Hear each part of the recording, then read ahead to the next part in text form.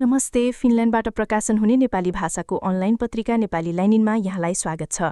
Nepali linen समाचार बुलेटिनमा अब आज 23 जुन 2025 का केही मुख्य खबरहरू सुन्नुहोस्।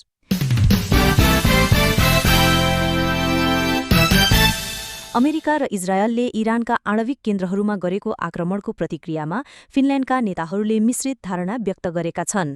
अमेरिका इजरायलले इरानका आणविक स्थलहरूमा गरेको हमलापछि राष्ट्रपति एलेक्जेन्डर स्टबले इरानलाई आणविक हतियार प्राप्त गर्न दिनु नहुने बताए। उनले मध्यपूर्वमा प्रतिशोधको चक्र तोड्नुपर्ने, कूटनीति, संवाद र अन्तर्राष्ट्रिय कानूनको सम्मान गर्नुपर्नेमा जोड दिएका छन्। प्रधानमन्त्री पेतेरी ओर्पोले पछिल्लो तनावबारे चिन्ता व्यक्त गर्दै परिस्थितिलाई थप नबिगार्न आग्रह गरेका छन्। उनले यो विषयमा युरोपेली आयोगकी अध्यक्षा उर्सुला वोन डेर लेयनसँग कुराकानी गरेको र थप छलफलका लागि युरोपेली विदेश मन्त्रीहरूको बैठक सोमबार हुने बताए। उनले पनि इरानले आणविक हतियार विकास गर्न नहुने र विश्वलाई आणविक हतियार भएको नयाँ मुलुक नचाहिएको कुरामा जोड दिए। फिनल्यान्डको संसदका विपक्षी सांसदहरूले भने अमेरिकी नेतृत्वको हमलालाई गैर कानूनी भन्दै आलोचना गरेका छन्। पूर्व विदेशमन्त्री एर्की तोमिओयाले हमलालाई इरानमाथिको गैर कानूनी सैन्य हमला भनेर प्रश्न उठाएका छन् भने वामपन्थी सांसद भेरोनिका होन्खासालोले यसलाई विश्व शान्तिमाथिको खतरा र अन्तर्राष्ट्रिय कानूनको उल्लङ्घन भनेकी छिन्। वामपन्थी र ग्रीन पार्टीका अन्य नेताहरूले पनि हमलाको विरोध गरेका छन्।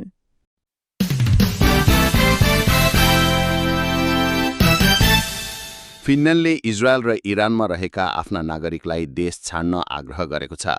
मध्यपूर्वमा तनाव बढेपछि फिनल्यान्डको परराष्ट्र मन्त्रालयले इजरायलमा रहेका आफ्ना नागरिकलाई फिनल्यान्ड फर्कन सुझाव दिएको हो।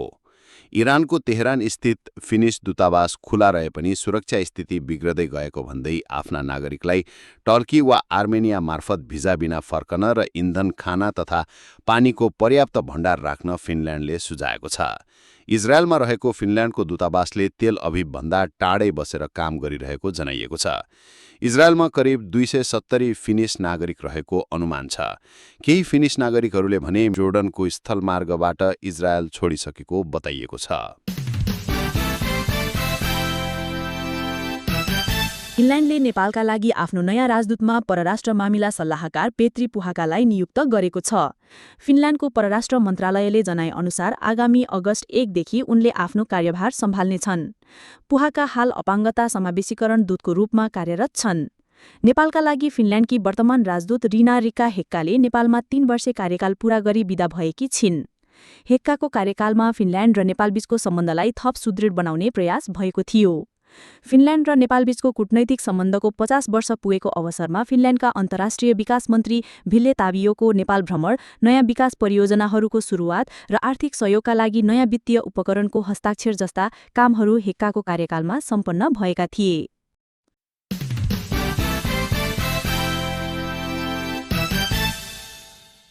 फिनल्यान्डमा यस वर्षको मिडसमरमा केवल एक व्यक्तिको डुबेर मृत्यु भएको छ। Finnish swimming teaching and life saving फेडरेसनका अनुसार उत्तर करेलियामा गत बिहिबार साँझ एक वृद्ध पुरुषको डुबेर मृत्यु भएको थियो। सन् 2015 देखि 2024 सम्म मिडसमरमा औसतमा 6 जनाको डुबेर मृत्यु हुने गरेको थियो। यसरी मृत्यु हुनेमा 80% पुरुष र अधिकांश घटना फिनल्यान्डको पूर्वी भागमा हुने गर्थे। हालैको एउटा अन्तर्राष्ट्रिय अध्ययनले फिनल्यान्डका गाडी चालकहरूले अन्य युरोपेली चालकहरूभन्दा धेरै तीव्र गतिमा गाडी चलाउने गरेको देखाएको छ।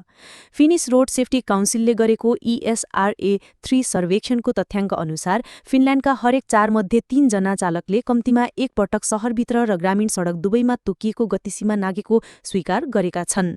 यो दर सर्वेक्षणमा सहभागी अन्य युरोपेली देशहरूको औसतभन्दा निकै बढी रहेको छ।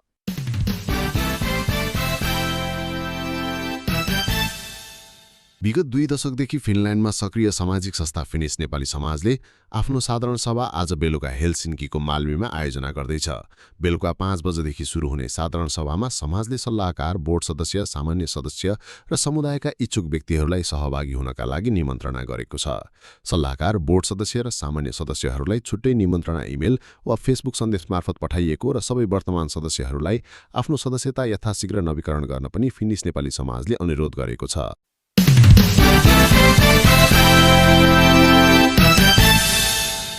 अब अन्तर्राष्ट्रिय समाचार। इरानका आणविक स्थलहरूमा अमेरिकाले गरेको हमलापछि मध्यपूर्वमा तनाव थप चर्किएको छ। सोमबार बिहानको पछिल्लो रिपोर्ट अनुसार इजरायल र इरानले एकअर्कामाथिको हमला जारी राखेका छन्। मध्य तेहरानका बासिन्दाहरूले ठूला हमलाहरू देखेको र सुनेको बताएका छन्। इजरायलले भने आफूमाथि भएको हमलाको प्रतिरक्षा गरिरहेको जनाएको छ। यसअघि अमेरिकी राष्ट्रपति ट्रम्पले तेहरानमा नयाँ सरकार आउन सक्ने संकेत दिएका थिए।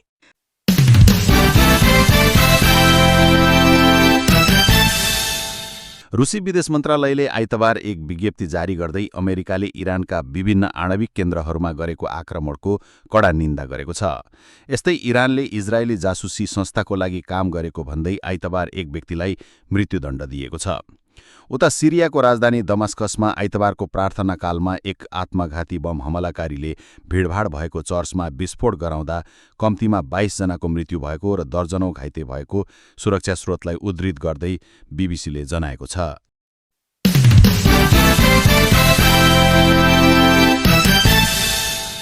अन्त्यमा आजको मुद्रा विनिमय दर र मौसम। आज बिहानको मुद्रा विनिमय दर अनुसार 1 युरो बराबर 159 नेपाली रुपैयाँ 37 पैसा रहेको छ। युरो हिजोको तुलनामा थोरै घटेको छ। मौसम पूर्वानुमान अनुसार आज बिहानदेखि पश्चिमतिरबाट फाट्टफुट्ट पानी पर्न थाल्नेछ। फिनल्याण्डको पूर्वी भागमा भने पानी पर्न सोमबार बेलुका अबेर वा मंगलबार बिहानसम्म कुर्नुपर्ने फिनल्याण्डको मौसम विज्ञान विभागले जनाएको छ। तापक्रम 10 देखि 17 डिग्री सेल्सियसको बीचमा रहने अनुमान छ। दक्षिण फिनल्याण्डमा आज सूर्योदय बिहानको 3:54 भएको थियो भने सूर्यास्त राति 10:51 हुनेछ।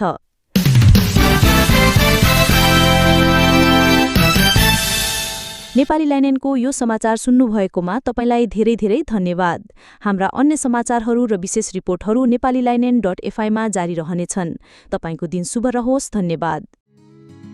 नेपाली लाइनेन फिनल्याण्डको नेपाली पत्रिका हाम्रो हामी सबैको फिनल्याण्डमा बस्ने सब नेपालीको साझा चौतारी भन्छ यसले हाम्रा आफ्नै कथा हाम्रै सुख दुःखका कथा आशा र निराशाका कथा र सफलता र असफलताका कथा नेपाली लाइनेन फिनल्याण्डको नेपाली पत्रिका हाम्रो हामी सबैको